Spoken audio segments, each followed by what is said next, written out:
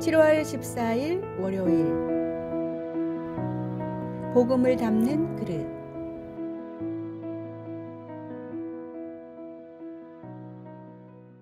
한 대학에서 군대에서의 의사소통이라는 제목의 연구를 진행했습니다.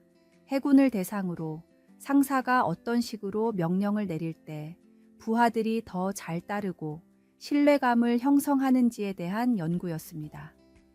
이 연구는 효과적인 의사소통의 비밀을 찾기 위한 것이었습니다.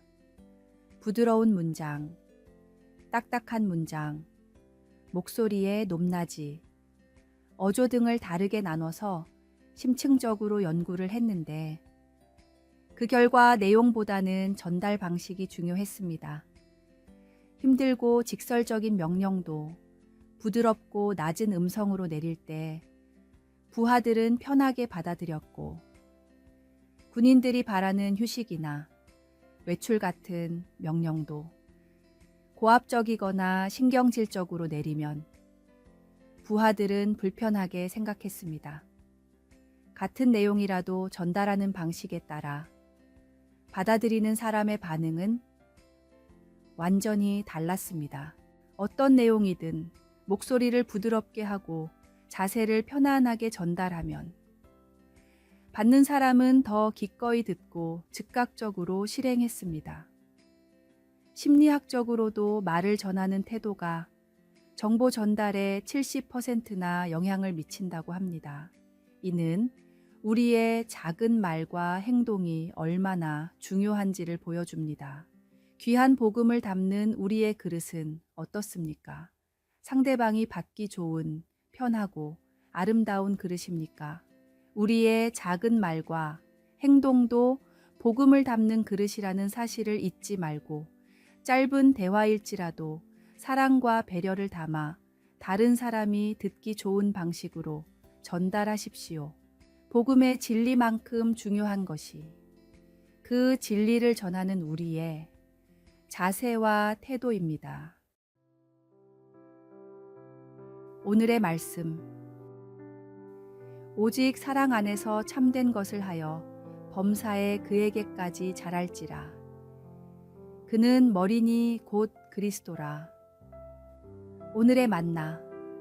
오늘 하루 다른 사람들과의 모든 대화에서 사랑과 배려를 담아 전달하는 연습을 해봅시다.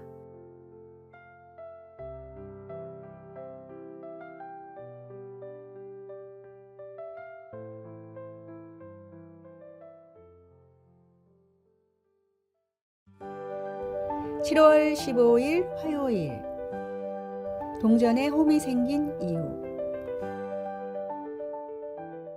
전 세계의 동전들은 대부분 바깥쪽 테두리에 홈이 파여 있습니다. 은이나 금으로 화폐를 만들던 시대에 사람들은 미세하게 동전을 갉아서 떼어냈습니다. 이렇게 모인 조각들을 주조해서 비싼 값을 받고 팔았는데 워낙에 동전을 갉아내는 사람이 많아 멀쩡한 동전이 하나도 없을 정도였습니다. 당시에는 이런 행위가 매우 흔한 일이었고 대부분의 사람들이 별다른 양심의 가책 없이 동전을 갉아냈습니다. 만유 인력을 발견한 뉴턴이 홈이 있는 동전 테두리를 개발하고 나서야 동전을 갉아내는 사람들이 사라졌습니다. 몇십 년 전 일본에선 한국에 500원짜리 동전을 구하는 사람들이 많았습니다. 모양과 크기가 비슷해 자판기가 일본의 500엔으로 인식했기 때문입니다. 대략 6배에서 10배 정도의 이득을 볼 수 있었기 때문에 조직적으로 밀수를 하는 범죄까지 생겨났습니다. 경제에 큰 위협이 될 정도여서 결국 일본 정부는 500엔을 새로운 디자인으로 변경했습니다. 작은 이익을 위해 많은 사람들이 불법적인 일에 가담했던 것입니다. 자신의 작은 이익을 위해서는 어떤 범죄도 스스럼 없이 저지르는 것이 인간의 본성입니다. 본성은 타고난 것이기에 우리의 힘으로는 다스릴 수 없고 변화시킬 수도 없습니다. 우리 안에 자리 잡은 죄악을 깨달을 때 작은 죄에도 넘어지지 않고 교만하지 않을 수 있습니다. 이런 깨달음이 있을 때 우리는 더욱 겸손해지고 하나님의 은혜에 감사하게 됩니다. 오늘의 말씀. 모든 사람이 죄를 범하였음에 하나님의 영광에 이르지 못하더니. 오늘의 만나. 우리의 힘으로 의로워진 것이 아니라 오직 주님의 은혜로 의롭다 칭함을 받았다는 사실을 잊지 맙시다.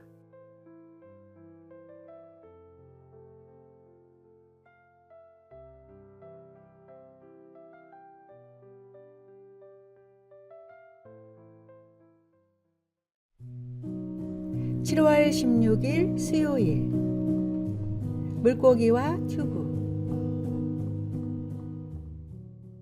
한 목사님이 주일학교 예배 시간에 다음과 같은 질문을 했습니다. 여러분, 물고기는 어디서 살고 있나요? 당연히 물속에서 살죠. 맞아요. 물고기가 물 안에서만 살 수 있듯이 예수님을 믿는 사람들은 하나님의 약속인 말씀 안에서 살아갈 수 있어요. 아이들은 고개를 끄덕이며 목사님의 설명을 들었습니다. 목사님이 다시 물었습니다. 여러분, 깊은 바다에 빠졌을 때 튜브가 있다면 목숨을 잃게 될까요? 어린이들은 입을 모아 아니라고 대답했습니다. 맞아요. 아무리 깊은 바다에 빠져도 튜브가 있다면 목숨을 잃지 않아요. 마찬가지로 우리가 살아가면서 아무리 힘들고 어려운 일이 있더라도 말씀이라는 튜브를 잡으면 절대로 가라앉지 않아요. 그러니 매주 듣고 배우는 말씀을 통해 하나님의 약속을 즐겁게 알아갑시다. 아이들의 눈이 반짝였습니다. 가장 훌륭한 어린이 설교 중 하나로 알려진 어느 목사님의 설교입니다. 물고기가 물을 떠나서 살 수 없듯이 하나님의 은혜를 떠나서는 한시도 살 수 없는 것이 우리 성도입니다. 말씀은 우리 삶의 생명줄과 같습니다. 힘들고 어려운 상황에서도 하나님의 말씀을 붙잡으면 우리는 결코 넘어지지 않습니다. 오늘의 말씀. 주의 말씀은 내 발의 등이요 내 길의 빛이니이다. 오늘의 만나. 죽음에서 건지시고 고통 가운데 응답하실 주님만을 의지하며 하루하루를 살아가 봅시다.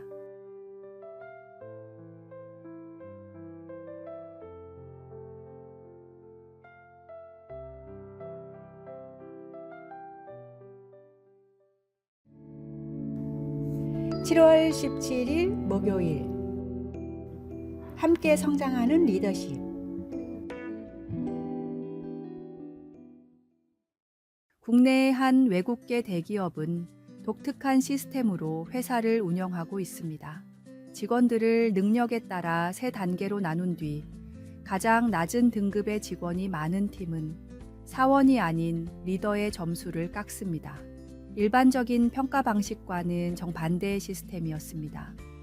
분기별로 인사고과를 평가하기 때문에 리더들은 저번 평가에서 낮은 등급을 받은 직원들을 특별 관리합니다. 낮은 등급의 직원이 많을수록 자신의 점수가 깎이기 때문입니다. 리더들은 직원의 능력 향상을 위해 자신의 노하우와 필요한 지원을 아끼지 않습니다. 개인적인 시간을 내어 1:1 코칭을 하고 직원의 약점을 보완할 수 있는 교육 기회를 제공했습니다.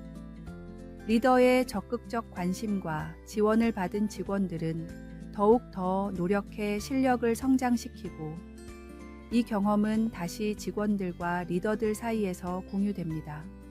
한국에서는 흔한 방식이 아니지만 본사의 방침에 따라서 운영을 했을 뿐인데 이 기업은 몇 년이 지난 뒤 기업 평가에서 국내 굴지의 대기업들을 제치고 인재 양성을 가장 잘하는 기업 6위, 리더를 위한 최고의 직장 3위에 올랐습니다. 뛰어난 능력을 가진 사람들이 그렇지 못한 사람들을 도울 때 리더는 본연의 역할을 다하며 성장하게 되고 도움을 받는 사람은 인재로 양성됩니다. 진정한 리더십은 함께 성장하는 것입니다. 오늘의 말씀. 각각 자기 일을 돌볼 뿐더러 또한 각각 다른 사람들의 일을 돌보아 나의 기쁨을 충만하게 하라. 오늘의 만나. 하나님이 나에게 주신 재능과 축복으로 나보다 못한 환경에 처해 있는 사람을 돕고 지원하는 일에 노력과 관심을 아끼지 맙시다.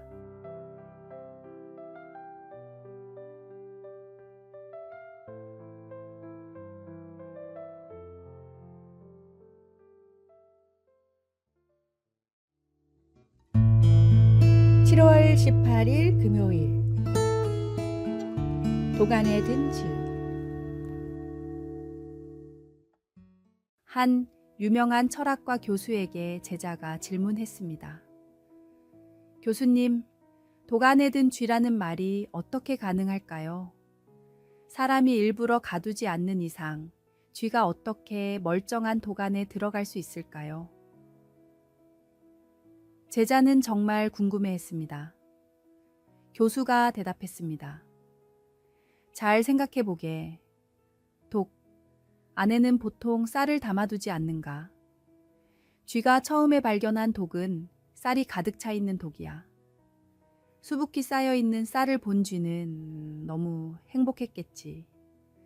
그래서 쌀독에 파묻혀 몇 날 며칠이고 쌀을 먹었을 거야. 그렇게 쌀을 다 먹어치우고는 캄캄한 독 안에 갇히게 된 걸세. 그 많던 쌀은 다 없어지고 이제 캄캄한 독에서 죽을 날만 기다리고 있는 것이지. 제자는 고개를 끄덕였습니다. 그렇다면 쌀을 조금만 먹고 만족할 수 있었을까? 나는 아니라고 생각하네. 쥐도 우리도 결국 독 안에 들어있는 쌀에는 눈길도 주지 말고 피해가는 게 독 안에 갇혀 죽지 않는 유일한 방법이라고 생각하네. 교수의 말에는 깊은 지혜가 담겨 있었습니다. 예수님이 주신 소중한 구원을 포기하고 세상이란 독 안의 즐거움을 탐하고 있지는 않습니까? 진정한 기쁨과 생명은 오직 예수님 안에 거함으로 얻을 수 있습니다. 세상의 유혹은 처음에는 달콤하지만 결국 우리를 파멸로 이끌 뿐입니다. 오늘의 말씀. 이 세상도 그 정욕도 지나가되 오직 하나님의 뜻을 행하는 자는 영원히 거하느니라. 오늘의 만나. 세상이란 독 안에 담겨있는 위장된 즐거움을 멀리하고 주님 안에서 참된 만족을 얻어봅시다.